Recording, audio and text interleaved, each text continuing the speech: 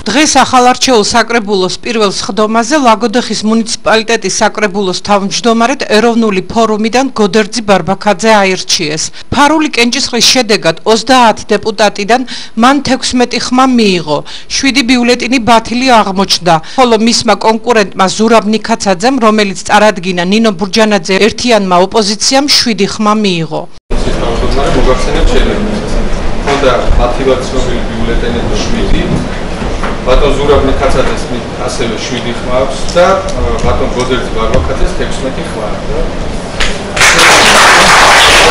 რაც შეეხება საკრებულოს თავმჯდომარის მოადგილედ ქართული ოცნებიდან აირჩიეს ვახტანგ სარალიძე. ახალმა თავმჯდომარემ ისაუბრა იმ რეფორმების ჩატარებაზე, რომელსაც პირველ ეტაპზე აპირებს.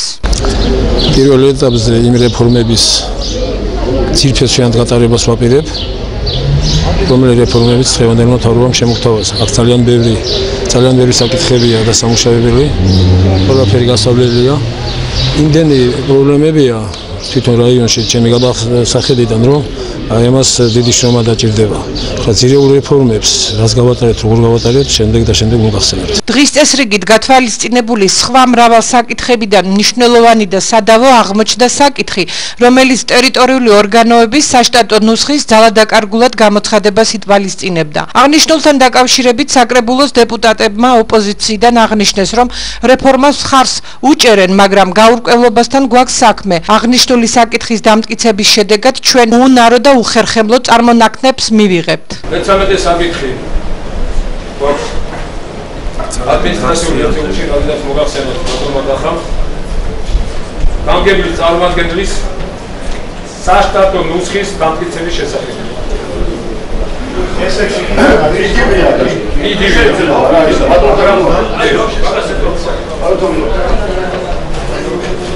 გასაგებია მოგესალმებით რომ ეს არის ასე ვთქვათ ცენტრალიზებული სისტემა ცენტრალური ხელისუფლების და რეფორმას რა თქმა უნდა ყველა გონიერი ადამიანი ხარს უჭერს სწორედ ეს ამ შემთხვევაში ეს რამდენადაც მე ჩავიხედე არის ერთ ტერიტორიულ ორგანოში ერთი წარმომადგენელი აი რაღაც გაუკვირვებასთან გვაქვს ჩემი საკითხი როგორ შეიძლება ერთხელ ყავდეს ერთი წარმომადგენელი იგივე ვთქვათ არიშტერაში ან მაწილში სადაც ცხოვრობს ვთქვათ 1000-მდე ადამიანი და აფენში და აბალში სადაც ცხოვრობს 10000 ისევ მე ჩვენი გასაკეთებელი იქნება, ამიტომ გვარ ჩავიხედე რაღაც გონიურული გადაწყვეტილი არ მინდობა მოსდაკეთებ. მესმის რომ რეფორმა უნდა გახორციელოს. მაგას ახლა ვერ შეგვიძლია. ესე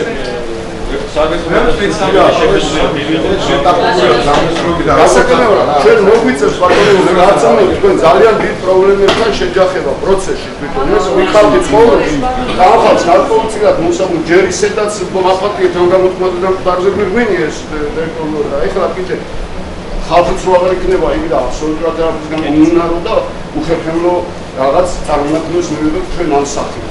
განაჩენი იმშელეთ და მივიღებთ. რა პრობლემას ხედავთ ტერიტორიულ ორგანოებთან დაკავშირებით? მე ვფიქრობ, რომ რეფორმები აუცილებლად გასატარებელია, იმიტომ რომ ჩვენ წინა 9 წლის განმავლობაში ისეთი არასწორი კუთხით უდგებოდით, ყველა საქმეს უდგებოდნენ, რომ აი შესაძლებელია ძალიან ბევრი საშტატო ერთეულები არსებობდეს შიგნით. ექსტრემა დასამუშავებლო გადასახედია. ისიც რომ ზოგიერთი სოფლები არის ძალიან დიდი სოფელი, მაგალითად ყაბალი. ამას ვერ ვიტყვით, ახლა მოდი ჩვენ ვერ ვიტყვით რამდენი ადამიანი ანწავა, ან რამდენი რჩება. და მე მირჩენია რომ იყოს 3 ადამიანი საქმის დიდი მკეთებელი, ვიდრე 6 და 7 და ის უბრალოდ იმისთვის იჯდეს იქ რომ ხელფასი დაიღოს. აი ამიტომ პროფესიონალიზმს მივაქციოთ ყურადღება. ტერიტორიულ ორგანოს საშტატო ნუსხა, რომელიც მოქმედებდა დღემდე, იქნა ძალადაკარგულად გამოცხადებული და შესაბამისად კიდევ ერთ საკითხად იყო შემოტანილი საკრებულოს ხდომაზე ლაგოდეხის მუნიციპალიტეტის ადმინისტრაციულ ერთეულში გამგებლის წარმომადგენლების საშტატო ნუსხის დამტკიცების შესახებ. და ამ ეტაპზე თვითონ მე მოვითხოვე რომ განმარტება გაეკეთებინა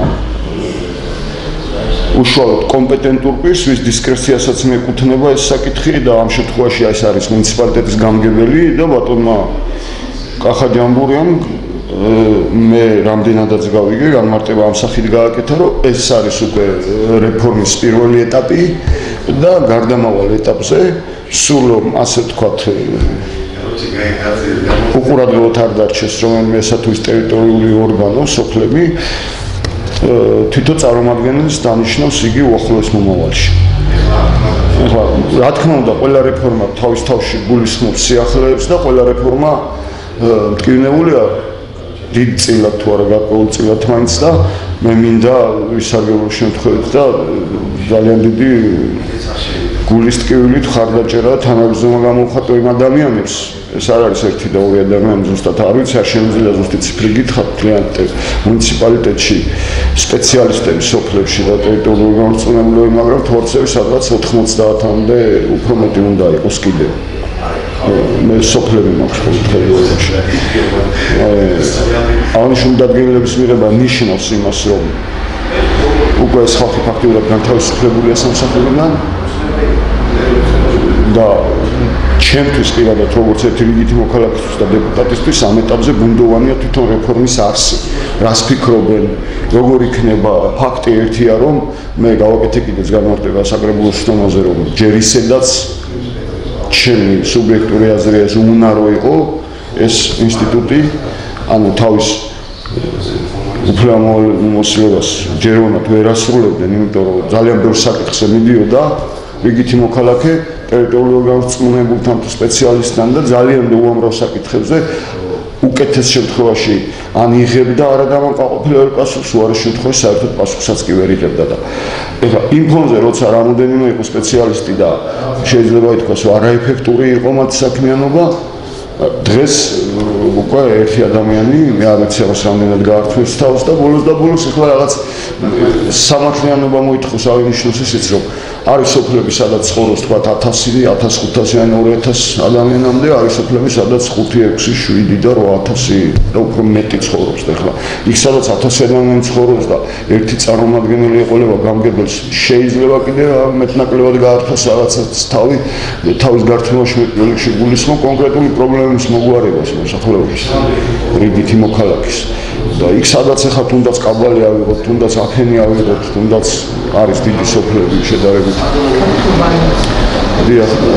მე ვფიქრობ, რომ ეს ძალიან სერიოზულ დაფიქრებას საჭიროებს და გადაწყვეტილებების მიღების მომენტში მე მოუწოდებ ჩემს კოლეგებს, რომ ძალიან სკულპტუროზულად უნდა იქნეს შესწავლილი დეტალურად. ეს საკითხი გასაგებია ეს ცენტრალიზებული ესე ვთქვათ პროცესია, ცენტრალური ხელისუფლებიდან მოდის ამის შესახებ დირექტივები, მაგრამ ჩვენი უფლებამოსილების, ჩვენი კომპეტენციის ფარგლებში მაქსიმალურად უნდა შევეცადოთ, რომ რაღაცნაირად ხელი შეუწყოთ იმას, რომ რაც შეიძლება უმტკივნეულად გადაიაროს ამ პროცესმა, როგორც იქ დასაქმებული ადამიანისთვის, უპირველეს ყოვლისა, რა თქმა უნდა, თითოეული რიგითი მოქალაქისთვის. Შეიმართა შედგა დღეს პირველი სხდომა იყო ლაგოდეხის მუნიციპალიტეტის საკრებულოსი. საკრებულომ აირჩია საკრებულოს თავმჯდომარე მოადგილე, გარდა ამისა განვიხილეთ სხვადასხვა საკითხები, მათ შორის საუბარი იყო დამტკიცდა ახალი დებულება საკრებულოსი, გამგეობის დებულება, რა თქმა უნდა ძოლები გაუქმებული იქნა, მოხდა ასევე საშტატო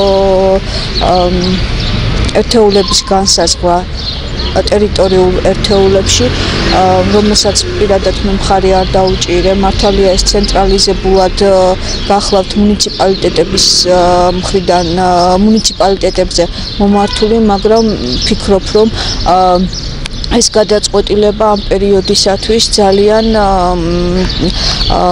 არა სათანადო მდგომარეობაში ჩააყენებს ადგილებზე ჩვენს მოსახლეობას. მე მახსოვს 2006-2007 წლები იყო ესეთი გადაწყვეტილება მიღებული, რომ ადგილებზე მომსახურეთა რიცხვის სპეციალისტების ყოფილიყო ძალიან მცირე, თუმცა ჩვენ შემდგომ განვითარებამ გვუჩვენა ის, რომ არ ამართლებს იმიტომ რომ მოსახლეობის მომართვიანობა იყო ძალიან დიდი და შემდეგ უკვე გავზარდეთ ეს რიცხვი. დღევანდელ დღეს კიდევ მოგეხსენებათ თითო ადამიანის დატოვება იმ სოფლებში, სადაც მოსახლეობის რიცხვი არის საკმაოდ დიდი, ეს გაუმართლებლად მეჩვენება. ალბათ მივა შესაბამისად მიიღებს შემდეგ საკრებულო გადაწყვეტილებას და შეჯერდებიან ზემოთაც რეგიონულ განვითარების სამინისტროში დამკვირვებიან, რომ აუცილებლად არის საშტატო ერთეულების განსაზღვრა სხვა პრინციპით, ვინაიდან თითო ადამიანი ვერ აუვა ასეთ დატვირთვას. გამოსავალი ალბათ ცვლილებები უნდა შევიდეს შესაბამის კანონმდებლობაში და მერე განსასაზღვრი უნდა იყოს აუცილებლად თვითონ მუნიციპალიტეტების გადასაწყვეტი და არა ის, რომ ისევ ზევიდან მოდიოდეს მიმართულება თუ რამდენი სპეციალისტი ესაჭიროება ამა თუ იმ მუნიციპალიტეტს. წარმოიდგინოთ იმ ადამიანების მდგომარეობა, ვინც რჩება უმუშევარი, არა? ანუ ამ სოციალურად დაუცველ ფენებს ემატება ისევ სოციალურად დაუსაქმებელი ადამიანები და გვეზრდება პრობლემები ამით.